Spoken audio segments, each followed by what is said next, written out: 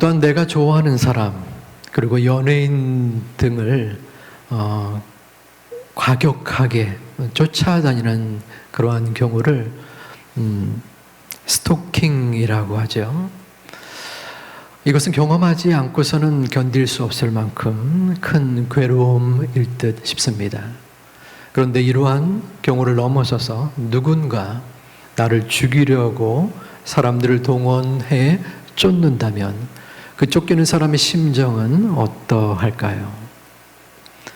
오늘 말씀에 다윗은 사울의 쫓김을 당하고 또 죽음의 위협을 맞이하였습니다. 다윗은 아무런 잘못이 없었습니다. 다윗의 잘못이라고는 이스라엘을 위하여 충성하였고 사울을 위하여 모든 것을 바친 죄뿐이었습니다. 하지만 사울은 다윗이 자기보다 더 백성들에게 인기를 끌자 혹시라도 자신의 왕위를 다윗이 빼앗을까 봐 두려워했습니다. 그래서 다윗을 10여 년간 쫓아다닌 것입니다. 추격한 것입니다.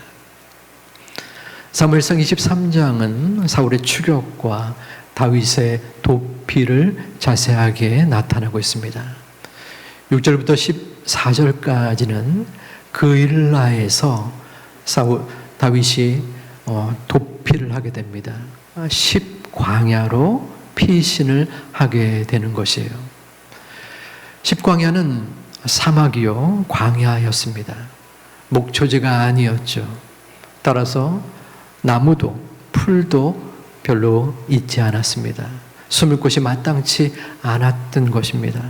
그럼에도 다윗은 온갖 어려움의 상황 속에서 피할 길을 찾아 수풀에 은신처를 마련하였습니다. 그런데 사단이 났습니다. 10광야, 10사람들이 사울을 찾아가서 다윗의 은신처를 고발한 것입니다. 사울에게 나와 이르되 10사람들은 다윗과 같은 유다 지파 사람들이었습니다. 일종의 친척 관계였던 것이죠. 다윗은 마음속에 그래도 같은 지파 사람들이니까 내가 10광야에 머물면 나를 보호해 주지 않을까 하는 마음이 있어서 10광야로 나아갔던 것입니다.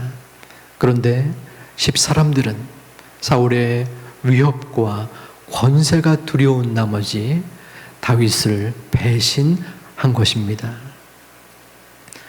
사울의 마음속에 그 은신처의 고발을 듣고서 이제는 됐다 하는 마음이 들었을 듯 합니다. 21절에 그 마음이 표현되어 있습니다.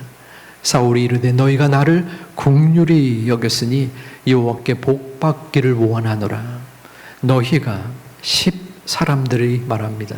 나를 긍휼히 여겼으니 이것은 10사람들이 사울 내 자신이 불쌍히 여김을 받았으니 나를 긍휼히 여겼다 받았다라는 의미가 아닙니다. 사울의 마음속에는 다윗을 죽이려고 혈안이 되었고 그 간절한 바람을 10사람들이 만족시켜 주었다는 것입니다. 그리고 10사람들에게 여호와께 복받기를 원하노라 하면서 축복까지 내립니다. 이건 아주 우스운 광경입니다. 하나님의 사람 다윗이 있었어요. 그런데 그 다윗을 10사람들이 고발을 합니다. 하나님의 사람을 죽이려는 사울이 그 10사람들에게 축복을 기원한 것입니다. 이는 여호와의 이름을 망령되이 일컫는 여호와를 기만하는 행위입니다. 사울은 여호와의 이름을 기만할 뿐만 아니라 왕으로서의 소임을 감당하지 못했습니다. 왕의 역할은 무엇입니까? 백성들의 안위와 행복을 위하여 모든 것을 바쳐야 하는 사람입니다. 하지만 사울의 관심은 오직 다윗을 잡는 것이었습니다. 그를 죽임으로써 내 왕위를 계속 이어나가는 것이 그의 최종적인 우선적인 목표였던 것입니다. 그럴 때에 사울의 마음속에 이제 본격적인 추격이 일어납니다. 23절에 살펴보면 사울이 그 숨어있는 모든 것을 정탐하고 실상을 내게 보고해라. 내가 너희와 함께 가리니 그가 이 땅에 있으면 유다 몇 천 명 중에서라도 그를 찾아내리라 하더라. 자, 사울의 마음속에 어떻게 해서든 이 다윗을 잡으려는 마음의 욕구가 넘쳤습니다. 사실은 그 이전에 그일라 땅에서 사울은 다윗을 놓친 적이 있었습니다. 그러므로 이제는 꼭 잡아야겠다. 그일라 사람들에게 일컬어서 너희가 동원할 수 있는 모든 방법을 다 강구해서 정보를 모으고 수색하여 다윗이 가는 그 길을 찾아서 나에게 보고해라 라고 강조하고 있는 것입니다. 이제 본격적인 추격전이 벌어집니다. 사울이 산 이쪽으로 갈 때 다윗과 그의 사람들은 산 저쪽으로 가게 됩니다. 다윗이 많은 노력을 다해서 피해 보았지만 한계가 있었습니다. 왜냐하면 십광야의 사람들, 그 산지의 지리에 익숙한 사람들이 다윗이 가는 곳마다 신속하고 정확하게 사울에게 보고를 하였고, 사울은 3,000명의 특공대를 지니고 다윗을 포위했던 것입니다. 이제는 갈 데가 없습니다. 도간에 든 쥐꼴이 된 것입니다. 그럴 때 어디선가 한 전령이 나타나서 사울에게 외칩니다. 왕이시여, 큰일 났습니다. 블레셋 사람들이 쳐들어왔습니다. 이제 막 다윗을 잡으려는 그때에 돌발 상황이 발생된 겁니다. 어찌 이 시점에 블레셋 사람들이 쳐들어왔을까요? 다윗이 위협을 느껴서 이 블레셋 왕에게 전화를 해서 제가 죽게 되었습니다. 저를 도와주옵소서. 그러자 블레셋 왕이 알겠습니다. 제가 이스라엘을 쳐들어가겠습니다. 라고 한 것이 아닙니다. 그저 블레셋은 주변에 이스라엘 땅을 탐닉하는 욕구가 있었고 그저 쳐들어온 것입니다. 그런데 이 타이밍이 절묘했던 것입니다. 사울은 다윗을 쫓는 것을 계속할 수가 없었습니다. 다윗이야 나중에 잡아도 되지만 블레셋을 그냥 놔두었다가는 나라를 빼앗길 위협에 처하게 되기 때문입니다. 그러므로 사울은 다윗의 추격을 그치고 블레셋을 치러 갑니다. 사울과 다윗 사이에는 큰 바위가 있었습니다. 다윗은 하나님께서 보호하신 그 은혜를 감사함으로 이 바위 이름을 셀라 하마느곳이라고 칭하였습니다. 우리 함께 28절을 봉독합니다. 이에 사울이 다윗 뒤쪽 길을 그치고 돌아와 블레셋 사람들을 치러 갔으므로 그곳을 셀라 하마느곳이라 칭하니라. 아멘. 여기서 셀라 하마느곳은 분리하는 바위입니다. 하나님께서는 사울의 칼날으로부터 다윗을 분리시켰습니다. 셀라 하마느곳의 은혜를 다윗에게 베푼 것입니다. 셀라 하마느곳은 다윗에게 있어서 분리의 바위, 나의 피할 바위였던 것입니다. 하나님께서는 다윗을 구원하시고자 세밀한 간섭, 세밀한 음성, 세밀한 행위를 보여주신 것입니다. 다윗조차도 생각지 못했습니다. 하나님께서는 그의 백성들을 보호하고 구원하기 위하여 우리가 생각지 못하는 알지 못하는, 예상치 못하는 엄청난 놀라운 일을 행하시는 분이십니다. 우리에게도 하나님의 피할 바위 셀라 하마 누굿의 은혜를 주셨습니다. 하지만 어리석은 우리는 그 은혜를 쉽게 잊어버리고 근심과 걱정 속에 살아가곤 합니다. 우리의 마음속에 하나님을 바라는 믿음이 식어지고 잊혀질 수 있다는 것입니다. 여러분들은 어렸을 때에 꿈을 꿀 때 누군가 어둠 속에서 나를 쫓아오는 꿈을 꾸신 적이 있을 것입니다. 우리는 이 땅에 살면서 여러 문제들의 추격을 받습니다. 우리들의 자녀들은 공부와 또한 압박과 경쟁과 미래의 장래의 어려움을 당합니다. 그 추격의 어려움을 경험하게 됩니다. 다윗만큼은 아니지만 우리들 또한 이 땅에서의 물질의 압박감, 그리고 가정의 문제, 여러 인간관계, 또한 우리의 살면서 생존의 어려움 등의 쫓김을 맞이합니다. 그럴 때 우리는 불안하고 두려움에 떨 수밖에 없습니다.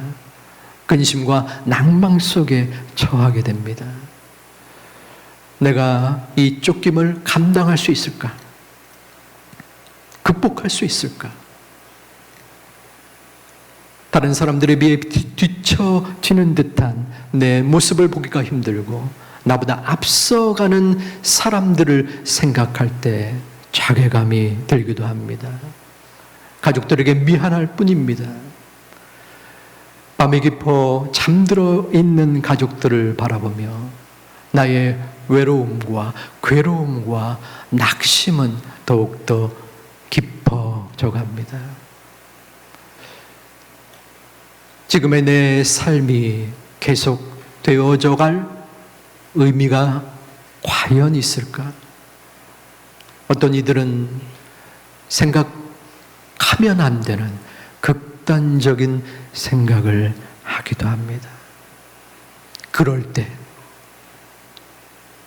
아무것도 보이지 않는 것 같은 막막함의 순간에 내 생각과 내 힘과 능력으로는 어떠한 것도 해결될 수 없다고 생각할 때, 그때가 바로 하나님의 때입니다.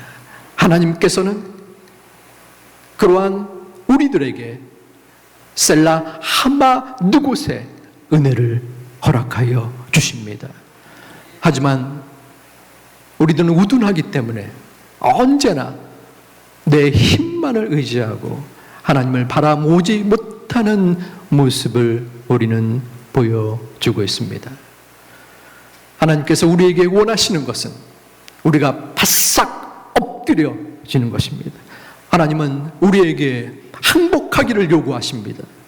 빈들의 마른 풀같이 시들은 나의 영혼을 불쌍히 여겨 주시옵소서. 아버지 하나님만이 나의 피할 바위이십니다. 나를 도와 주시옵소서라고 말하기를 원하십니다.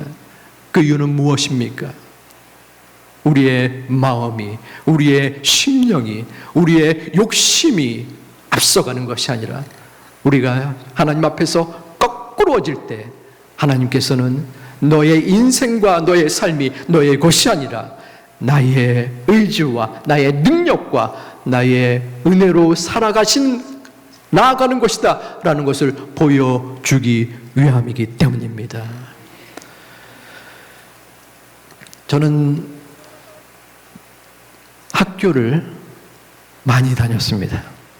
공부를 썩 잘하진 않았는데 대학을 졸업하고 신학대학원을 다닌 후 목사가 되었습니다.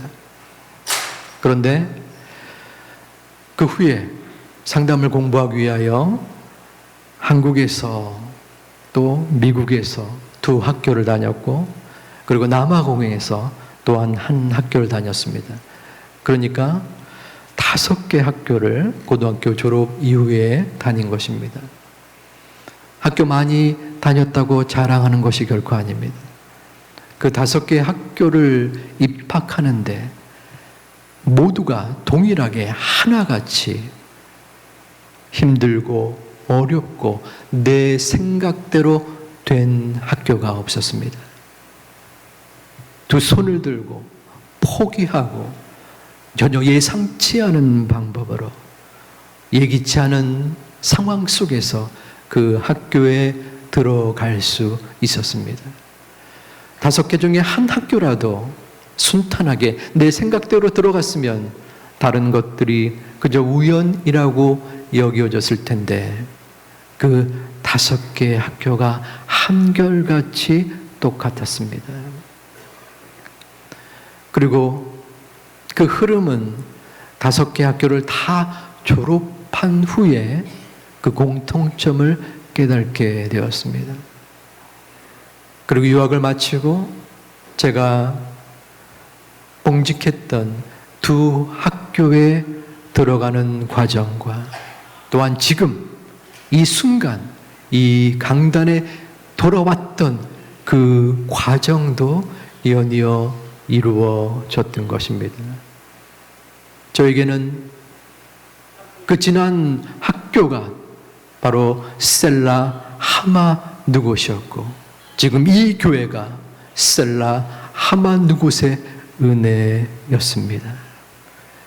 여러분에게도 동일한 하나님께서 이미 허락한 셀라 하마 누곳의 은혜가 있습니다.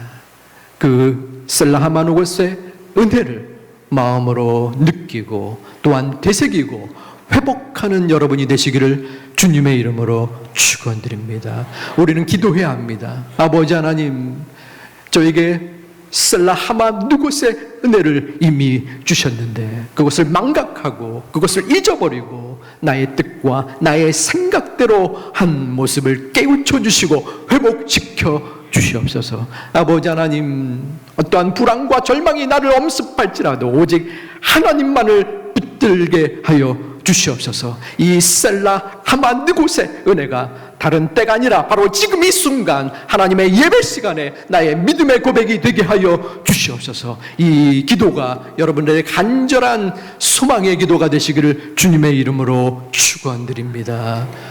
우리에게는 여전히 시련이 있습니다.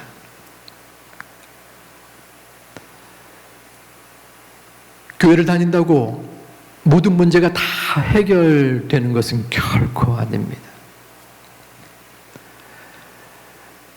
시련과 고난을 좋아하는 사람 아무도 없을 것입니다.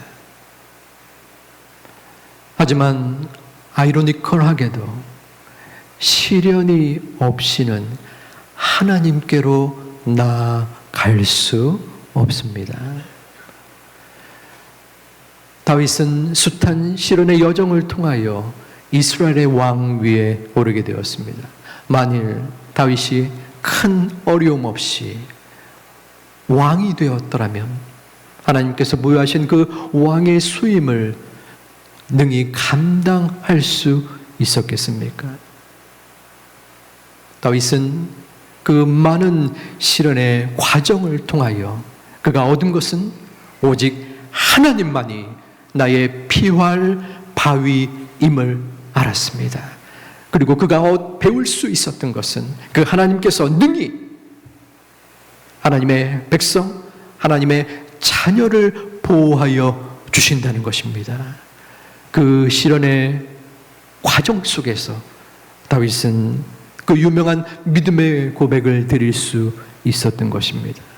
여호와는 나의 목자시니 내가 부족함이 없으리로다. 그 고백은 그저 스쳐 지나가 나온 고백이 아닙니다. 아무런 문제 없이 평탄하게 살다가 나온 고백이 아닙니다. 죽음의 위협 속에서 갈 바를 알지 못하고 헤매이면서 오직 내 생명, 내 목숨, 내 삶의 모든 것은 주님밖에 없습니다. 아버지 하나님이 나를 책임져 주시고 나를 인도하여 주시옵소서. 뼈저린 가운데 매 순간마다 눈물로, 고통으로, 애통으로 간구하다가 그 시련의 과정 속에서 나온 믿음의 고백인 것입니다.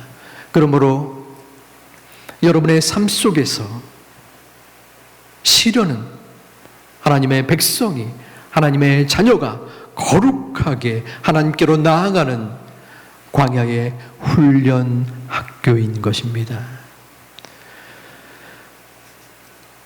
존 뉴턴이라는 목사님이 계십니다. 나 같은 죄인 살리신이라는 찬양을 지은 분입니다. 그분이 시련과 관련하여 이러한 이야기를 남겼습니다.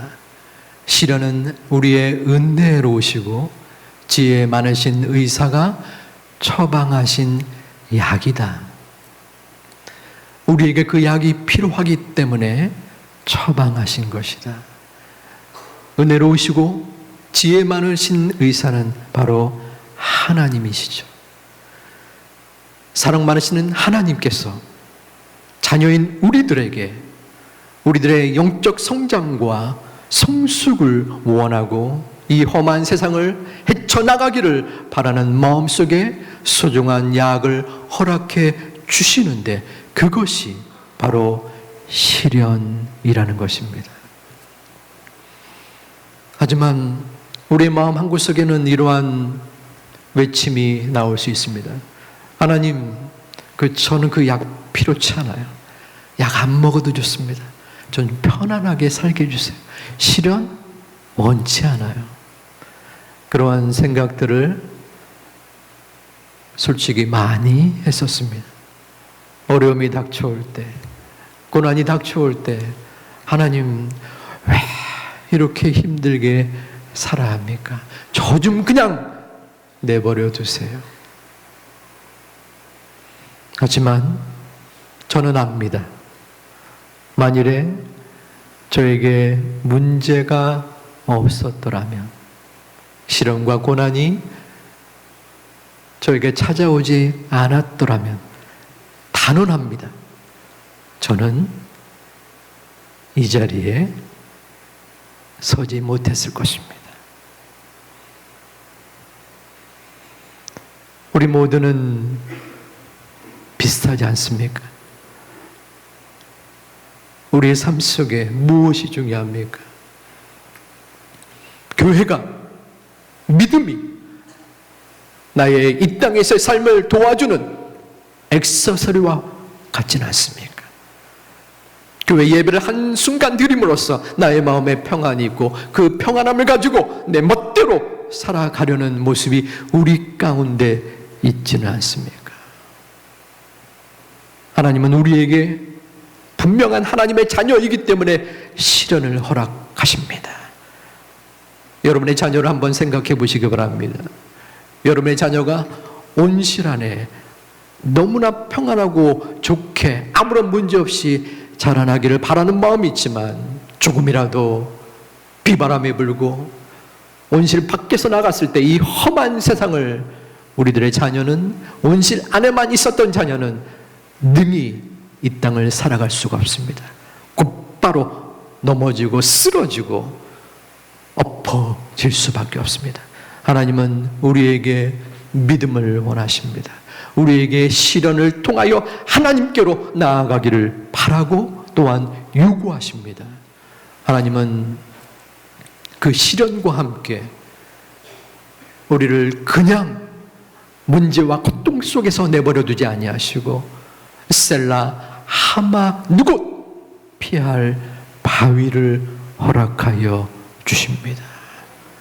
우리에게 피할 바위가 어디 있습니까? 여러분의 피할 바위는 무엇입니까? 언제입니까? 여러분 각자 한 분 한 분마다 다를 것입니다. 하지만 변함없는 것은 누구에게나 나의 믿음이 크거나 작거나, 내가 교회 생활을 30년 했거나 3개월 했거나, 내 마음속에 하나님을 믿는 신실함이 가득하거나 부족하거나, 누구나 똑같이 셀라 하마 누곳의 은혜를 우리에게 주신다는 것입니다. 그러므로 우리는 다시 한번 이 예배를 통하여 주님을 바라보아야 합니다. 아버지 하나님, 제가 지난 한 주간도 너무나 지치고 험난한 삶을 살다가 쓰러져 교회에도 나오지 않고 싶었는데 억지로 나왔습니다. 아버지 하나님, 저를 붙잡아 주시옵소서. 저의 믿음은 연약하고 저의 마음은 부족할지라도 하나님께서 피할 바위를 허락해 주셨고 지금도 이끌어 주시기에 그 마음 붙잡고 나아가겠습니다. 함께하여 주시옵소서. 우리의 믿음이 주님께로 향할 때 하나님은 우리와 언제나 함께하여 주십니다. 그 은혜를 믿고 나아갈 수 있는 셀라 하마 누곳의 은혜를 경험하는 우리 모두가 되시기를 주님의 이름으로 축원드립니다. 축원드립니다.